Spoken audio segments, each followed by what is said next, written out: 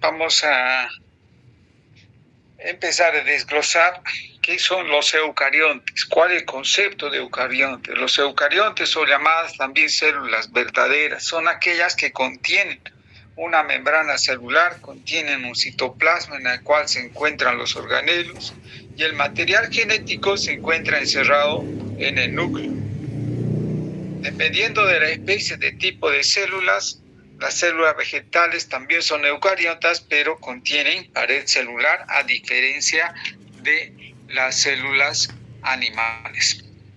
Todas las células de los seres vivos están constituidos por elementos indivisibles, como es el átomo.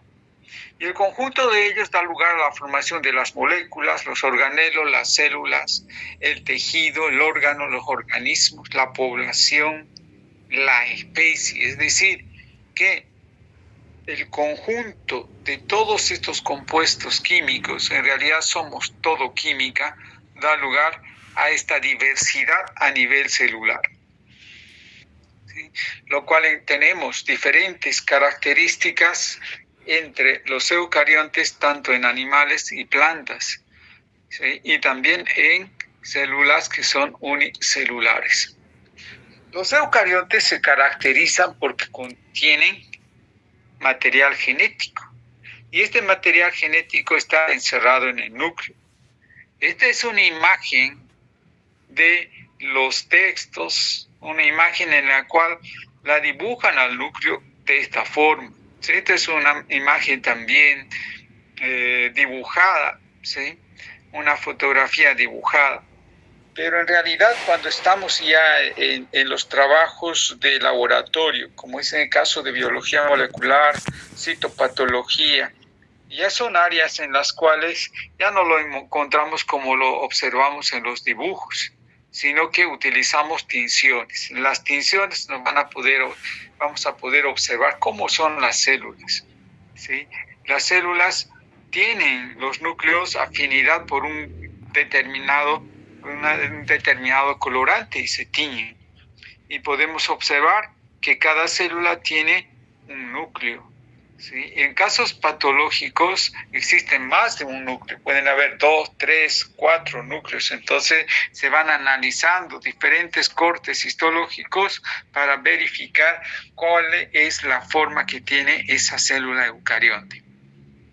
Por tanto, es posible verificar las características morfológicas de los eucariontes. La teoría celular indica que todo ser vivo está constituido de una unidad fundamental denominada célula, que el conjunto de ellos da lugar a la formación de un sistema, de un órgano y el individuo como tal.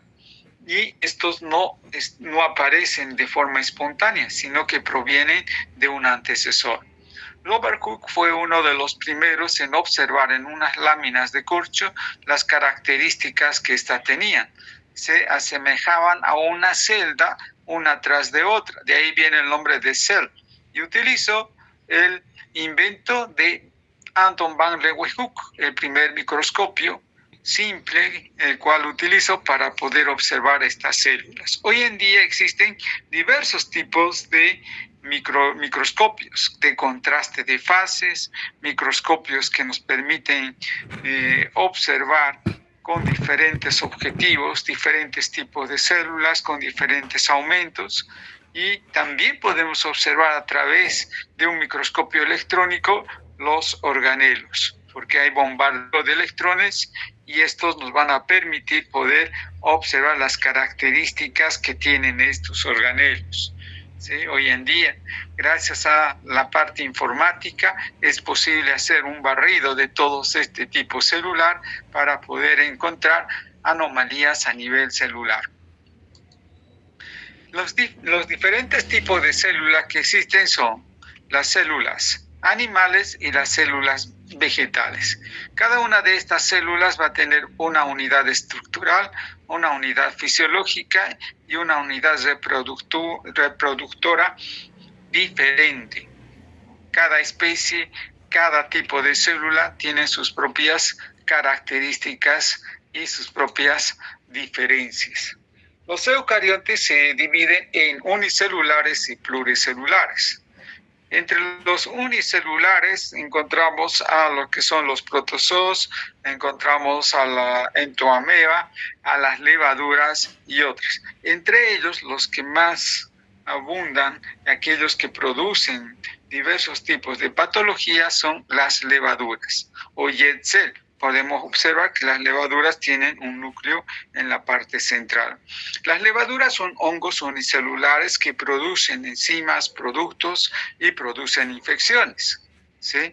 Denominadas candidiasis, ¿sí? Y estas pueden estar a nivel bucal, ¿sí? En la parte interna de la mucosa a nivel de la boca, pueden producir infecciones a nivel de la piel, pueden producir infecciones a nivel de la vejiga, de la vagina, a nivel del tracto urinario, pueden producir alteraciones a nivel de la piel, a nivel de la uña, es decir, que son tipos de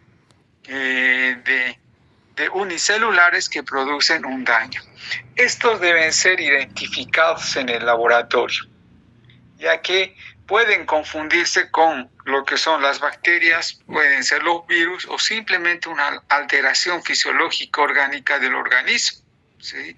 Las aftas a nivel de la boca pueden tener diferentes orígenes, producido por herpes, producido por la cándida, producido por una bacteria o simplemente una anomalía a nivel intestinal, la cual produce esas erupciones. Entonces deberá de diferenciarse cada una de ellas.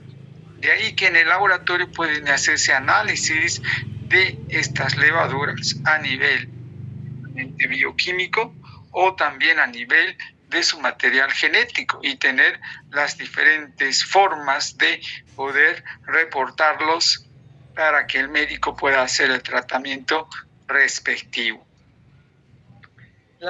Los pluricelulares, a diferencia de los unicelulares, estos son mucho más complejos y forman parte de nuestro organismo. Las células de hueso son muy diferentes a las células nerviosas, a las células sanguíneas, a las células epiteliales, a las células musculares. Sus funciones son diferentes, su forma, su fisiología es diferente.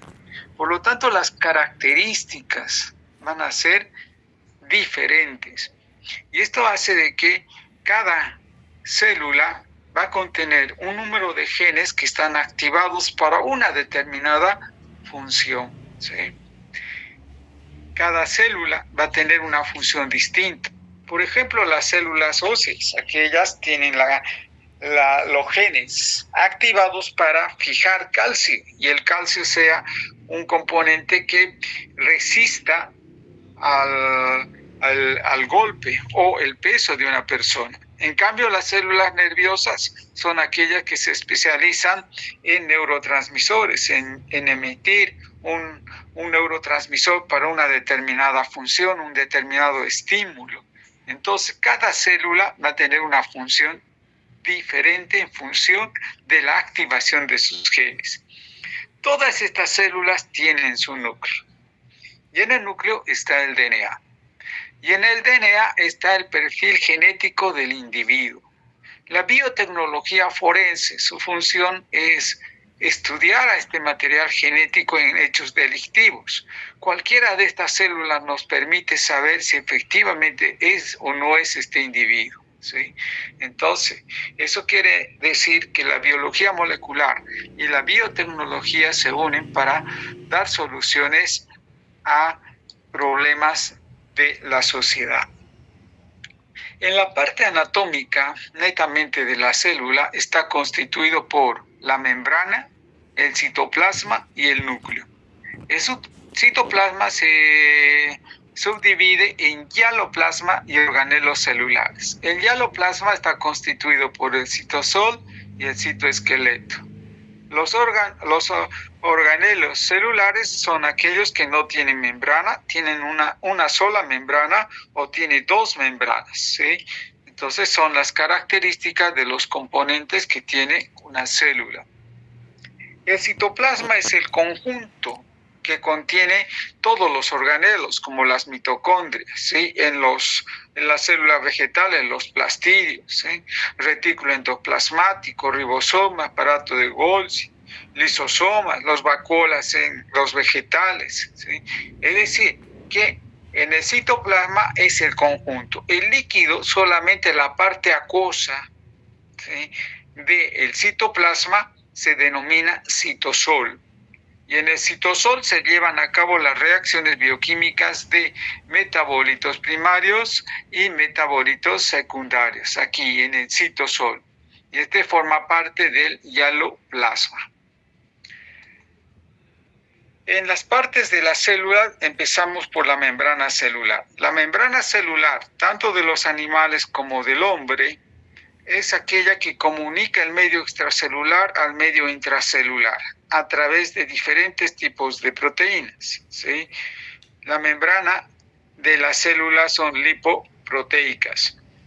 En cambio, en las células vegetales tiene una pared celular que protege a la célula y le da la rigidez respectiva, ¿sí? También existe una comunicación entre el medio intracelular y el medio extracelular. El núcleo es la parte importante de las células eucariontes. En el núcleo se encuentra el nucleoplasma y el nucleolo, ¿sí? También se encuentra el material genético, el DNA y el RNA. El DNA se encuentra empaquetado en forma de cromosomas, ¿sí? Los cuales van a ser diferentes entre una especie y otra especie. El DNA se alinea a nivel de los genes se alinean, en los cromosomas. Las células vegetales también tienen núcleo, tienen nucleolo, tienen material genético. La diferencia está en el número de cromosomas que tiene cada especie, que es diferente. La mitocondria es otro organelo de doble membrana. Su principal función es proveer de adenosín trifosfato, es decir, energía. Contiene DNA mitocondrial, contiene RNA mitocondrial y sus propias proteínas. Claro está que también contiene proteínas que son distribuidas a otros organelos. El ribosoma es un organelo que no es membranoso, no tiene membrana, ¿sí? Está constituido por dos subunidades, una mayor y una menor. Puede estar adherido también en el retículo endoplasmático. Los ribosomas tienen la función de descodificar el RNA mensajero para la síntesis de la proteína. ¿Sí? El retículo endoplasmático, existen dos, el retículo endoplasmático liso y el retículo endoplasmático rugoso. Se indica rugoso debido a que los ribosomas se adhieren en la superficie de este organelo. En el lumen es donde se sintetizan diversos tipos de productos. Estos productos pueden ser desde fosfolípidos, glicolípidos, colesterol, pueden sintetizarse proteínas transmembrana, etc. Las cuales van a pasar parte de estos componentes al aparato de Golgi. En el aparato de Golgi, estos sáculos que existen son sáculos membranosos. En la mayoría de ellos se sintetizan diversos tipos de enzimas, hidrolasas, peptinasas, endonucleasas, etc. Estos a su vez van a desprender vesículas que van a transportar este tipo de componente químico y dar lugar a diferentes tipos de organelos, como es el caso, por ejemplo, de los lisosomas. Los lisosomas vienen a ser organelos que contienen enzimas hidrolíticas, peptilíticas, proteasas, etc. Son enzimas que van a producir en el retículo endoplasmático, ya sea liso o rugoso, y luego pasan al aparato de Golgi. Y estos se almacenan aquí, y de aquí van a salir. Cuando ingresa a la célula un componente extraño por endocitosis, se produce una fagocitosis, y al producir la fagocitosis, ¿sí?, existe un endosoma. Los lisosomas se adhieren a este endosoma, se funden con el endosoma, liberando las enzimas. Las enzimas destruyen todo el componente extraño, las degradan ¿sí? Parte de ellas son eliminadas en el propio citoplasma o por exocitosis son eliminadas al medio extracelular. Vienen a ser los tóxicos que luego serán eliminados por otras vías, ¿sí? Esta es la función que cumplen los lisosomas. El número de lisosomas es importante tomar en cuenta, ya que existen patologías en las cuales se ven disminuidas el número de lisosomas. Por lo tanto, los tóxicos serán los que van a generar ese tipo de patología. Luego tenemos los peroxisomas. Son otros organelos que se originan también del aparato de Golgi. Estos peroxisomas tienen enzimas que tienen la capacidad de bloquear o inhibir a los radicales libres. ¿Qué son los radicales libres? Los radicales libres son aquellas reacciones que se forman del ciclo bioquímico de forma incompleta, dando lugar a compuestos radicales o compuestos iónicos, y estos pueden llegar a unirse a las enzimas o al material genético y causar mutaciones. Lo que hace el peroxisoma es detectarlos y inhibir su acción. También tenemos a otros denominados proteosomas, que son pequeños organelos que están constituidos por proteasas. Estas detectan a las muteínas. ¿Qué son las muteínas? Las muteínas son proteínas incompletas, que no tienen las mismas características de las proteínas originales como debería ser, debido a una mutación a nivel del gen. Por lo tanto, estas proteínas causan diferentes tipos de uniones a nivel de los ciclos bioquímicos, perjudicando la síntesis de una determinada enzima o proteína.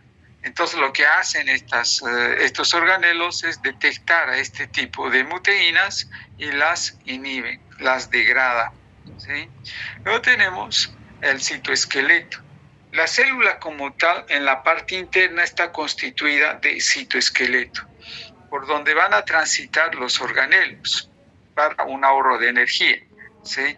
Por ahí transitan las mitocondrias, transitan los ribosomas, se mueven los retículos endoplasmáticos, etc. Es un movimiento dinámico a nivel celular y están constituidos por actina, por microtúbulos y microtúbulos intermedios, ¿sí? Las células vegetales son aquellas que tienen componentes como la pared celular, ¿sí? Cloroplastos y vacuolas, que son los más los componentes más importantes. Las vacuolas pueden tener diversas funciones, desde el acúmulo de agua hasta la eliminación de diferentes tóxicos, ¿sí? Y la pared celular, que también tiene diferencias con la pared celular bacteriana. La pared celular bacteriana tiene mureína, en cambio las células vegetales tienen celulosa y hemicelulosa y otros componentes más. Existe una diferencia. La biotecnología verde estudia con mayor detalle cada uno de estos componentes para producir modificaciones a nivel celular, a nivel genético y obtener nuevas especies con características diferentes. Algo importante a remarcar en los vegetales son los plastidios y están constituidos por 3 plastidios. Uno de ellos es el cloroplasto, importante porque es el que se encuentra en mayor proporción y es de un color verde debido a la estructura química que es la clorofila, ¿sí? En el cloroplasto se produce la fotosíntesis, es decir, que los cloroplastos tienen la capacidad de captar la energía, ¿sí?, para transportar este tipo de energía y transformarla en producto químico, en un producto orgánico, a través de los componentes a nivel del cloroplasto llamados tilacoides. Los cloroplastos tienen su propio DNA cloroplástico, su RNA cloroplástico y sus proteínas cloroplásticas, al igual que las mitocondrias. Luego tenemos a los siguientes plastidios, los cromoplastos. Son semejantes a los cloroplastos, pero estos difieren porque tienen pigmentos de diferente color. ¿sí? No es igual que la clorofila, puede ser de color anaranjado, puede ser de color amarillo, de color rojo, ¿sí? Lo que se observa cuando observamos las hojas de las plantas, que son de diferentes características. Luego tenemos los leucoplastos, que son incoloros y almacenan el almidón. La mayoría de ellos tienen la característica de almacenar este componente y cuando se encuentran en estrés, la utilizan. Y finalmente podemos encontrar la diferencia que existe entre una célula animal y una célula vegetal. Sus diferencias son a nivel morfológico, estos no tienen una pared celular y estos sí tienen una pared celular, ¿sí? Tienen mitocondria, las células vegetales tienen mitocondrias, pero son rudimentarios y no funcionales. Pero en las células animales no encontramos cloroplastos, ¿sí? Definitivamente no hay cloroplastos. Aquí sí tienen cloroplastos, ¿sí? Este utiliza la energía para producir compuestos orgánicos. En cambio, la mitocondria utilizan los compuestos orgánicos para producir energía. O sea, su funcionalidad es diferente, ¿sí? Y también sus características a nivel de laboratorio también son utilizados para poder diferenciar entre una y otro tipo de célula. Vacuolas no la tenemos ni plastidios. Lo mismo que ocurre aquí, no vamos a encontrar componentes como ser, por ejemplo, los proteosomas. No encontramos aquí proteosomas, pero aquí sí hay proteosomas, ¿sí? Es decir, hay componentes que no se encuentran en los vegetales, pero sí en las células que son animales y del hombre. Muy bien. ¿Tienen alguna pregunta hasta aquí antes de cerrar la diapositiva? Bien, no hay preguntas, dejo de compartir. Perfecto. Muy bien. Voy a dictarles su cuestionario para que suban a Moodle, porque ahora ya todos están inscritos, así que no hay excusa para enviar la tarea. Primera pregunta. El citoplasma se divide en dos componentes. ¿Cuáles son? Además, indique cuál es la función del citoesqueleto. Siguiente pregunta. ¿Cuáles son las diferencias entre endocitosis y exocitosis? Siguiente pregunta.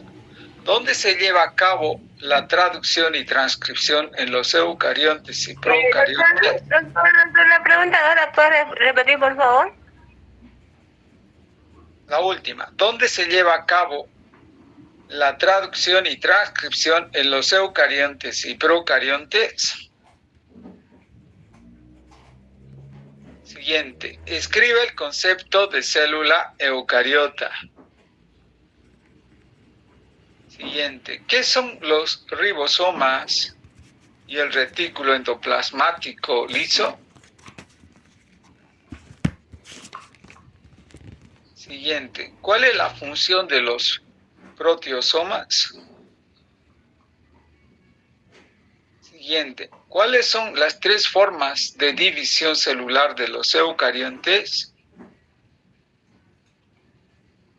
Siguiente. ¿Cuál es la función del cloroplasto y de la mitocondria?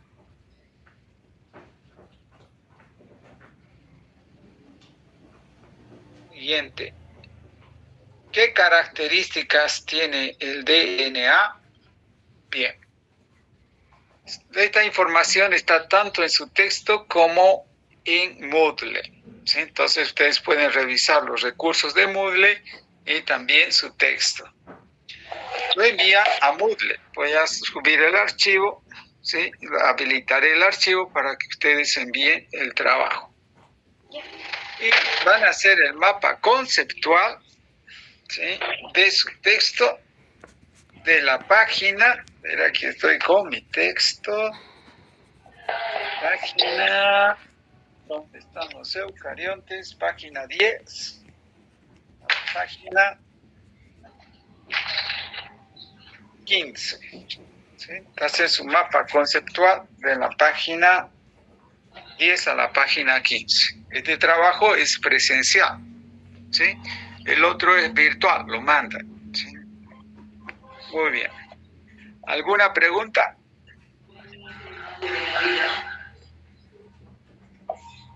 ¿Cuál? ¿Qué dice Aida? Una consulta, doctor. Buenas noches. ¿Los ejercicios para cuándo van a ser, doctores? Que creo que en el grupo están confundidos para este martes o para el otro martes. Eso es lo que no sabemos. ¿De qué me están hablando? Del práctico de los ejercicios, doctor. A ver. El práctico de ejercicio para este martes. De los 50. Eso está claro. Ya les había comunicado la anterior clase, ¿sí? En teoría. Eso es presencial. Esto es para el otro martes, ¿no es cierto? Este es para el otro martes.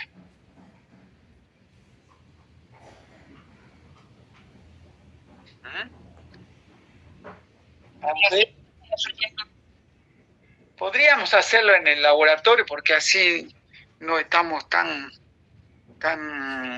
llenos, ¿no? Aunque no creo, prefiero hacerlo en teoría.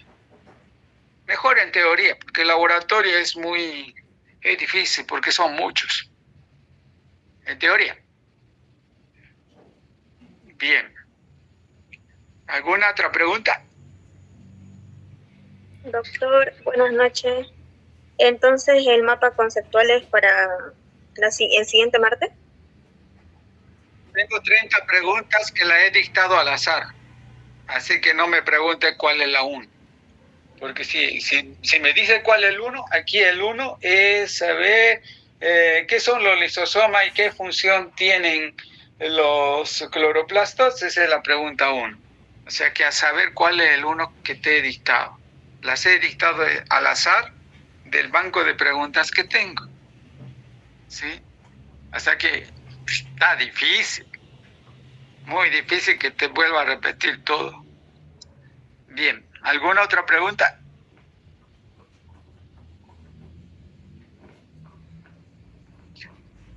Para este martes los ejercicios. De aquí a 15 días ya viene el examen. ¿Sí? El mapa conceptual lo puedes hacer, son 4 hojitas, no ni eso, 3 hojas. Exactamente, para este martes, amiga. Así que ya nomás, ahora ya es hora de empezar a quitarle tiempo al sueño. O sea, ya tienen que dormir 5 horitas nomás, ya no 8. Y empezar a trabajar. ¿Listo? Bien. Doctor, una preguntita. Exactamente, con la auxiliar. Tiene que quedar un horario con la auxiliar para las dudas. Yo el práctico ya la tengo que registrar el práctico. ¿Sí? Una vez registrado el práctico, todas las dudas con el ayudante. Después te viene el examen. Eso ya con el ayudante. ¿Sí? ¿Qué quería decirme otra persona? Yo, doctor, es sobre el libro. Quería preguntarle si es que mañana atienden o pueden recogerlo. Todos los que...